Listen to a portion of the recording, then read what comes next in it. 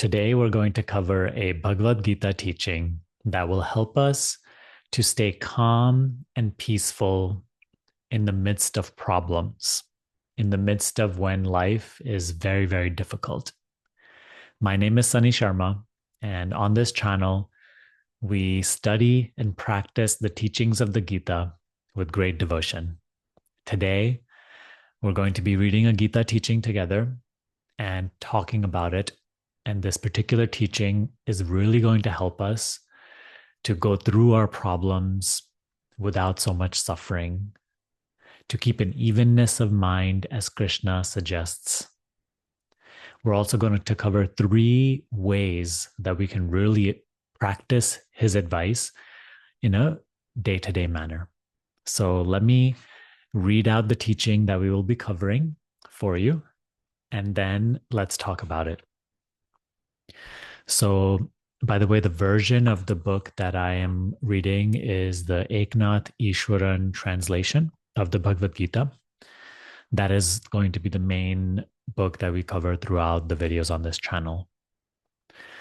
The teaching that I'll be reading is from chapter 2, Self-Realization. Krishna says, when the senses contact sense objects, a person experiences cold or heat, pleasure or pain.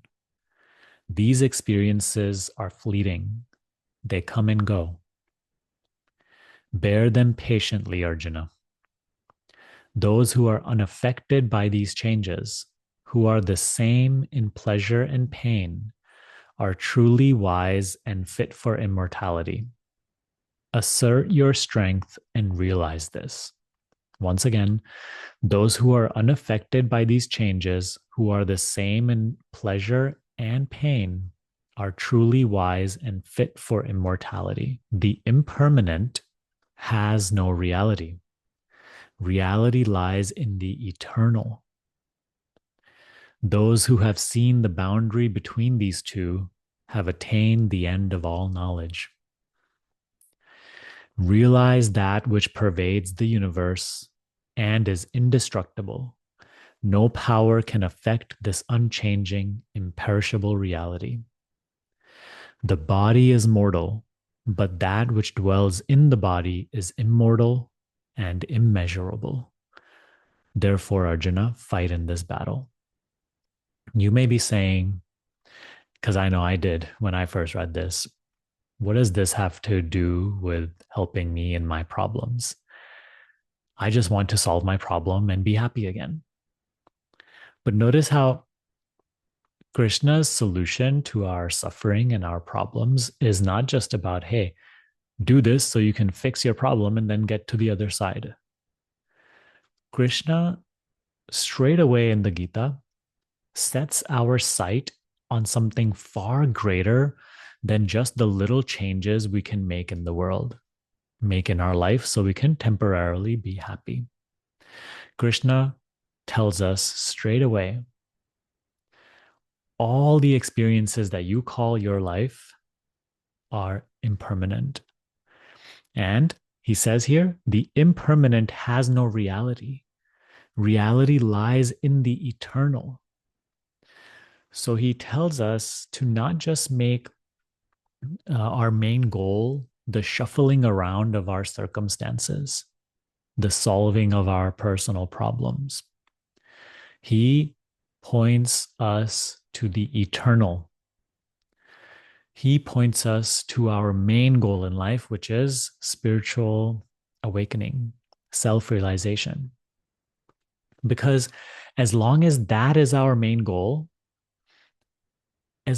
only if we are focused on something much greater than the impermanent experiences, only then can we really go through these impermanent experiences without being swept away by them, without just suffering them. Because you see, right now, we're just so focused in the world and what we want and what we don't want, that when these problems happen, when difficult times come, we're just riding the emotional roller coaster. When things are going well, we are on a high and we are attached. And the moment things go low, we are miserable and we totally lose our faith. We become full of suffering. We don't feel grounded. We don't feel connected. We feel completely isolated, lonely, unhappy. So that's why Krishna, instead of just being like, okay, this is what you can do to solve your problem and be again happy for a little bit until another problem arises, he guides our gaze towards a much greater reality than what we know in our world. And he tells us that the impermanent experiences that we are going through have no reality. He also tells us that, yes, the body is mortal, but that which dwells in the body is immortal and immeasurable. So that is sort of inspiring because it gives us a sense of hope, a sense of courage that that which dwells within us is powerful, is the light of the eternal, is the presence of Krishna, of God. And that way we are able to handle our challenges without letting them crush us. Incredibly profound teaching. Let's talk about 3 ways now that we can implement this in our day-to-day life. The first thing that we should all strive to practice is observing all of our situations coming and going. Nothing lasts. Nothing is permanent. This applies to good experiences and bad experiences, problems and solutions. They all come and go. We need to observe the coming and going of all of these situations in our life because it equips us with a deeper wisdom where we are able to keep a more evenness of mind in the midst of all these changing situations because we know that they are impermanent. If we don't start to observe and really realize the impermanent nature of all experiences, then we cannot really practice what Krishna says here, where he says, be the same in pleasure and pain. So we are to observe both pleasure and pain coming and going and know that that is their nature. We do not need to attach ourselves to pleasure. We do not need to resist pain. Instead, we observe these pleasurable and painful situations come and go in our life without attachment, without resistance. When they are here, we do not, start suffering. Why are they here? When their problems are here, we're not suffering. Why are they here? Why is this happening to me? How to get rid of it? We're not freaking out. We're just learning to remain calm and just observe and do what's needed. Handle the situation step by step, day by day, moment by moment, being as present as we can, knowing the immortal reality dwells within us and that it will guide us. And when pleasurable experiences are here, we're not like attaching ourselves to it, wondering how can we eternalize this forever. We know that all things are impermanent. And so we are learning to observe this in every experience. Every single experience comes and goes. This starts to bring great wisdom in the way we handle problems, difficult situations. By the way, going through difficult times is always easier when you are part of a community. We have a Bhagavad Gita study group where we all connect with each other, ask questions, and learn together in our knowledge of, and learn and grow together our knowledge of Gita and the practice of it. So if you're interested in joining that, check the link in the description box below. Now, the second thing we must practice is learning to observe our own mind as also impermanent. Just like Krishna says, the impermanent has no reality. It's not just the outside situations that are changing. It is our own very own mind, thought, and emotion, which is also changing. How many times have you felt so afraid and then you no longer feel afraid? Fear comes and goes. How many times have you felt so angry and you are so caught up in that anger? And then in the next moment, you're no longer angry and you recognize how silly you were thinking and believing. All the things you thought when you were angry were like not true at all. So, in this way, we are to observe, silently observe our own mind, just like also the weather. The weather comes and goes, clouds come and go, rain comes and goes. Even our mental states, our emotional states come and go, and they have no reality. They are also equally impermanent as the situations outside. This is so freeing because now, when you feel angry or fearful or miserable, you need not even struggle against that. You need not even suffer that. You know that it is also something that is passing. So you let it.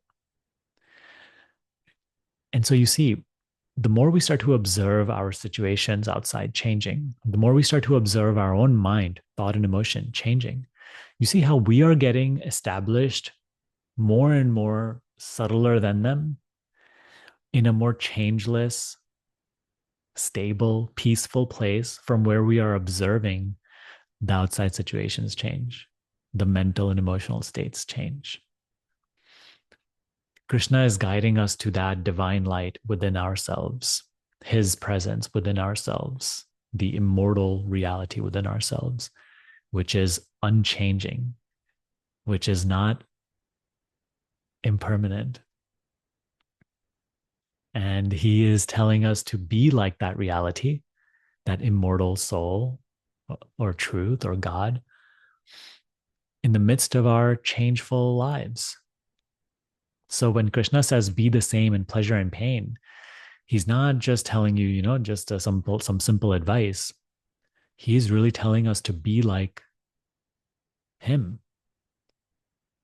He's telling us to be like that immortal, unchanging reality, which never changes. It is the same no matter what appears and passes, no matter what comes and goes, situationally or mentally and emotionally. So, this practice of observing change in everything, impermanence in everything, is actually a practice of being like Krishna, being like that immortal reality. How amazing.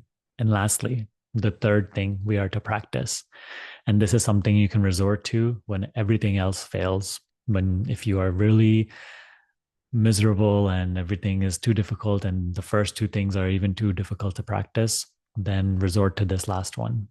Just have faith in God. Have faith in Krishna. Trust that God is guiding you, that God is your sole protector. Krishna actually talks about this later in the Gita, and I'm sure we'll cover that sometime as well, where he tells us, I am your only protector, your only stability. Depend on me completely. We are to surrender to Krishna. He is our only safety. He is our wisdom. When we have faith in him, when we trust in him, he guides us through our thinking, through our action. So there's a great comfort in surrendering to Krishna and having faith in him that he will do what is needed in our life for us to grow in awareness of him.